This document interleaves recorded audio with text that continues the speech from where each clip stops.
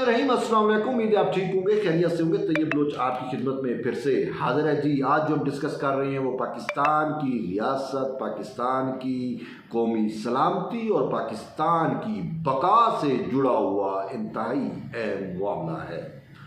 मामला ये है कि जैसा कि आप जानते हैं कि तहरीक इंसाफ को यहाँ पाकिस्तान में एक फितना कहा जाता है। अब वो फितना मैंने तो नहीं कहा, ये एक पॉलिटिकल टर्म इस्तेमाल हुई। क्या ये वाकई ही फितना है या नहीं, लेकिन इनका जो किरदार है, जो चीज़ें चल रही हैं, अगर हम डीपली उनको जाके देखें तो ये वाकई ही इसी तरीके का फितना है जैसे किसी दौर में सल्जूकी रियासत हो या उस वक्त की जो मुस्लिम रियासतें थीं उनके खिलाफ हसन बिन सबा का फितना था। वो हसन बिन सबा जो सहीनियों के साथ मिलके, जो उस वक्त यहूदियों के साथ मिलके इस्लाम को और इस्लामी रियासतों को कमज़ोर करने की साजिश किया करता था, तो बेन ही इसी तरीके से तहरीक इंसाफ जो है वो पाकिस्तान के ख़िलाफ़ बिल्कुल उसका वही सेम आपको वो नज़र आएगा किरदार। अब फितना ऐसे तो नहीं कहा गया ना, फितना गरी वो कर रही हैं जो कुछ उन्होंने रियासत पाकिस्तान के ख़िलाफ़ किया। देखिए, यूथिये तो अक्ल के अंधे हो सकते हैं, उनके दिमाग तो मौफ कर दिए गए हैं, वो तो हक़ाइक़ के बावजूद जो है वो उस झूठ प्रोपेगेंडा या उस डिजिटल दहशत गर्दी का साथ देते हैं जो मेरे खिलाफ, आपके खिलाफ, इस मुल्क के खिलाफ, इस रियासत के खिलाफ और इसके इदारों के खिलाफ जो है, और जो नाफिजुल अमल है, जिसको जो है वो वेज किया गया है, उस वार को against the state of Pakistan, ठीक है, यूथी तो उसी का साथ देंगे। ये जो तहरीक इंसाफ के जो ये कल्ट है बेसिकली, वो तो उसका साथ देंगे। लेकिन आप, मैं जो शऊर रखते हैं, जो समझ रखते हैं, वो अगर चीज़ों को डीपली देखें तो उन पे सब कुछ मुनकशिफ हो जाएगा, सब कुछ अया हो जाएगा।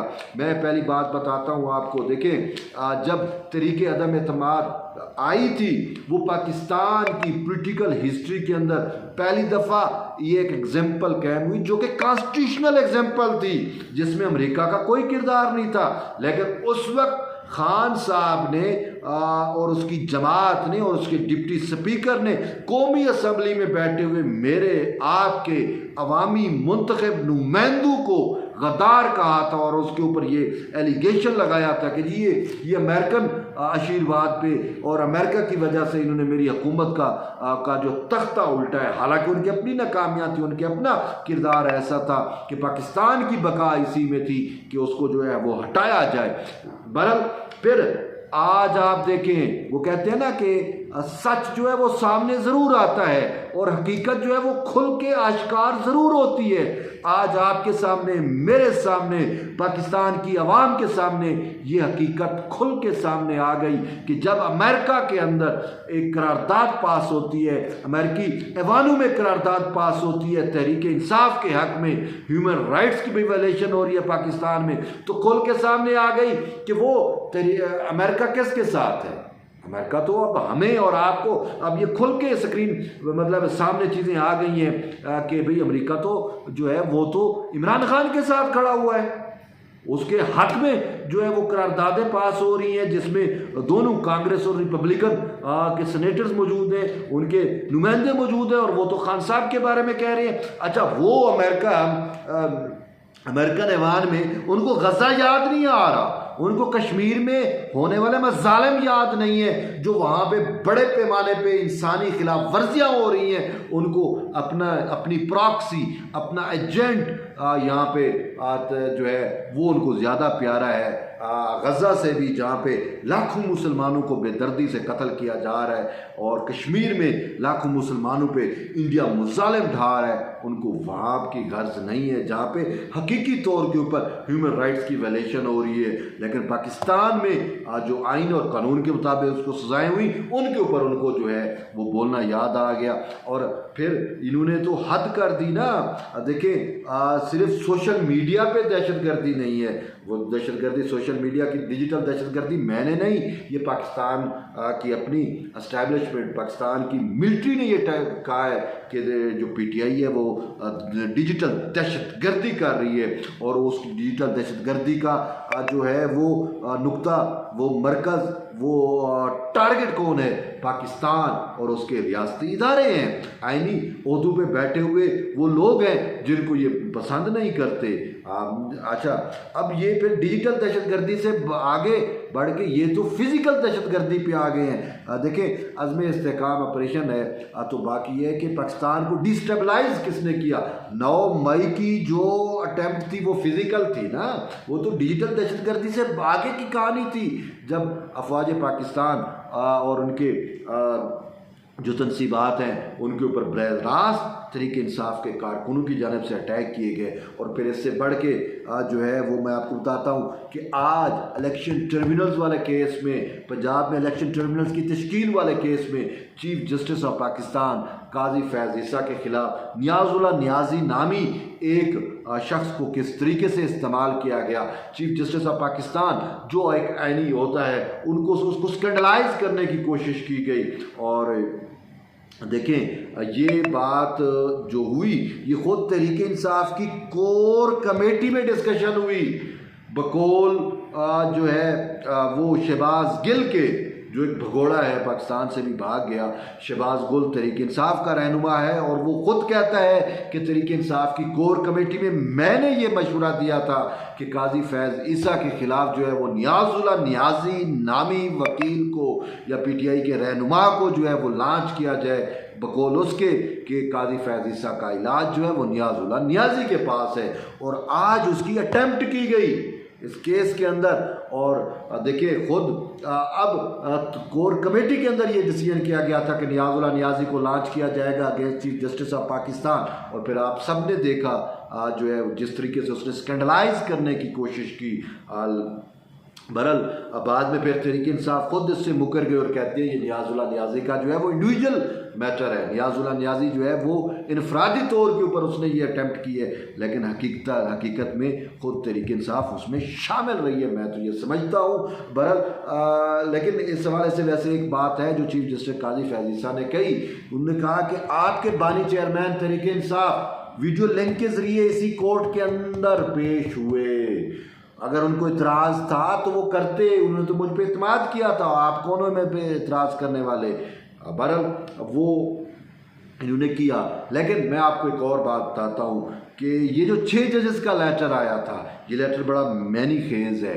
इस लेटर के पीछे कौन है? इस लेटर के पीछे खुद तहरीक इंसाफ है। और फवाद चौधरी जो तहरीक इंसाफ के साबिक रहनुमा हैं और आजकल फिर तहरीक इंसाफ के लिए वो बोल रहे हैं, उन्होंने जो है वो गुज़िश्ता रोज़ एक मीडिया से गुफ्तगू करते हुए ख़ुद एतराफ़ किया।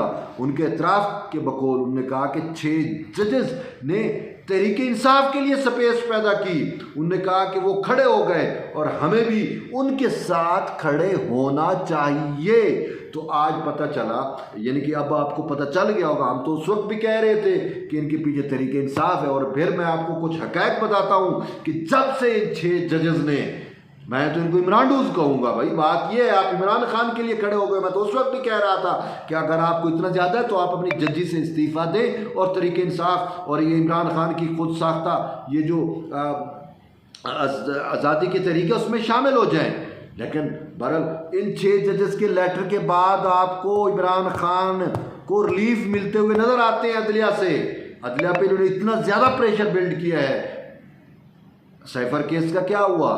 वही सैफर जिसमें इसने एलिगेशन लगाया कि मेरी हुकूमत को अमेरिका ने जो है उसका तख्ता उलटने की कोशिश की। आज अमेरिकन करारदाद यूएनओ का वर्किंग ग्रुप जो है उसकी जो स्टेटमेंट है वो ये बयान कर रही है कि नहीं, असल अमेरिकन प्रॉक्सी यही है तहरीक इंसाफ। और इससे भी हट के आप देखें कि आपका स्टेट रिकॉर्ड क्या कहता है, इलेक्शन कमीशन का रिकॉर्ड क्या कहता है। ख़ुद पाकिस्तानी रियासत के अंदर जो रिकॉर्ड साबित हुआ जमाशुदा रिकॉर्ड से साबित होता है कि तहरीक इंसाफ के पीछे जो है, या इस फितने के पीछे जो है, हमारे अज़ली दुश्मन हैं भारत और इसराइल। तो ये भारत और इसराइल की बरह रास्त प्रॉक्सियाँ हैं। मैं आपको बता, 1965 की जंग होती है, 1971 की जंग होती है। भारत की शदीद ख्वाहिश थी कि मैं पाकिस्तान को ऐसी जगह पे चोट पहुंचाऊं जो वो याद रखे, लेकिन वो नहीं कर सका। GHQ पे हमला नहीं कर सका। लेकिन GHQ पे हमला किसने किया? तहरीक इंसाफ ने, तहरीक इंसाफ के कारकुनों ने, जिसकी फंडिंग भारत से हुई, जिसकी फंडिंग इसराइल से हुई। और अब भी मुतअद्दिद ये जो डिजिटल दहशतगर्दी हो रही है, इस पे मुतअद्दिद अकाउंट्स ऐसे हैं जो भारत से रन किए जा रहे हैं, जो हमारी और आपकी रियासत के खिलाफ, हमारे ऐनी ओहदेदारों के खिलाफ जो प्रोपेगेंडा बकते हैं, उसके पीछे जो है यही भारतीय मोस्टली भारत के जो है वो सोशल मीडिया अकाउंट्स हैं। तो बहरहाल ये फिज़िकल भी आ गए हैं जो कुछ ये कर रहे हैं। आज तो इनका कभी किसी दौर में आर्मी इनका टारगेट थी, अब जुडिशरी इनका टारगेट है। जुडिशरी के अंदर इन्होंने पोलराइजेशन को जो है उसकी हौसला अफजाई करके उसको मज़ीद वुसअत दे रही है। और आप देख रहे हैं कि 6 जजेस ने लबैक का तहरीक इंसाफ कि उस एजेंडे पे जो दरअसल बैरूनी एजेंडा है, आपको और मुझे कहते हैं जी ये पाकिस्तान के अंदर जो है वो एस्टेब्लिशमेंट हम पे दबाव डाल रही है। भाई मान लेते हैं कि एस्टेब्लिशमेंट आप पे दबाव डाल रही है। जब एस्टेब्लिशमेंट ये समझती है कि रियासत पाकिस्तान के खिलाफ साजिश जो है वो बैरून मुल्क ममालिक से हो रही है, और आप अगर जजेस उस बैरून ममालिक के एजेंडे का या तहरीक इंसाफ जो प्रॉक्सी है भारत की, इसराइल की और अब अमेरिका की, ये साबित हो गया, उसके लिए अगर आप रिलीफ दे रहे हैं तो एस्टेब्लिशमेंट ने तो आपको रोकना है कि भाई ये दुश्मन ममालिक की साजिश है जिसका आप हिस्सा हो रहे हो। और ये हकीकत अब तो करारदाद के बाद तो अब सब कुछ अयां हो चुका है ना। कोई अक्लकंदा यूथिया ही होंगे जिनको ये समझ नहीं होगी, बाकी तो पाकिस्तानी यूथिया नहीं है ना, वो तो समझ बूझ रखते हैं। आप जैसे और मुझ जैसे लोग समझ बूझ रखते हैं ना, हमें तो पता है कि ये क्या कर रहे हैं। और यही दरअसल प्रॉक्सियाँ हैं, और अफसोस है इन प्रॉक्सियों को हमारी जुडिशरी में बैठे हुए, हमारे आईनी इदारों में बैठे हुए लोग जो हैं वो इनको तकवीत दे रहे हैं। और फिर लोग सही कहते हैं कि पाकिस्तान के खिलाफ गोल्डस्मिथ प्रोजेक्ट जो है वो मुकम्मल तौर के ऊपर कारगर है, बल्कि फ़ाल है। और ये जजेस, चाहे 6 जजेस हो या सुप्रीम कोर्ट में बैठे हुए जजेस या किसी भी जगह पे बैठे हुए जजेस हो या फौज में बैठे हुए चंद लोग हों, वो इनको मुकम्मल सपोर्ट कर रहे हैं। अब जो है वो इन लोगों की जो है अपने मनसब का गलत इस्तेमाल करके गोल्डस्मिथ प्रोजेक्ट का हिस्सा हैं, या भारत, इसराइल और अमेरिका के बैरूनी एजेंडे को जो है वो पाकिस्तान में ह्यूमन राइट्स के नाम पे, जस्टिस के नाम के ऊपर उसकी तरवीज करना चाह रहे हैं, उनकी हौसला शिकनी करने चाहिए और उनको बेनकाब करना चाहिए। जिस तरीके से आज नियाजुल्लाह नियाजी ने किया, या जिस तरीके से फवाद चौधरी ने ये इतराफ़ किया कि 6 जजेस हमारे लिए खड़े हुए हैं, यानी 6 जजेस भी उस जो दुश्मन ममालिक पाकिस्तान के ख़िलाफ़, पाकिस्तान के जो दुश्मन ममालिक हैं उस प्रोजेक्ट का हिस्सा बने हैं। तो ये सारी चीज़ें आप और हम सब पे बिल्कुल जो है वो आश्कार हो चुकी हैं। तो बहरहाल अब इनसे निमटना जो है वो रियासत का काम है, रियासती इदारों का काम है। तो बहरहाल ये एक अहम डेवलपमेंट थी, ये एक अहम अपडेट थी, मैंने कहा आप तक शेयर करें। तो एट द एंड यही है कि जुड़े रहिए तैयब बलोच के साथ। मिलते हैं एक नई वीडियो में, तब तक इजाज़त दें। अल्लाह हाफ़िज़।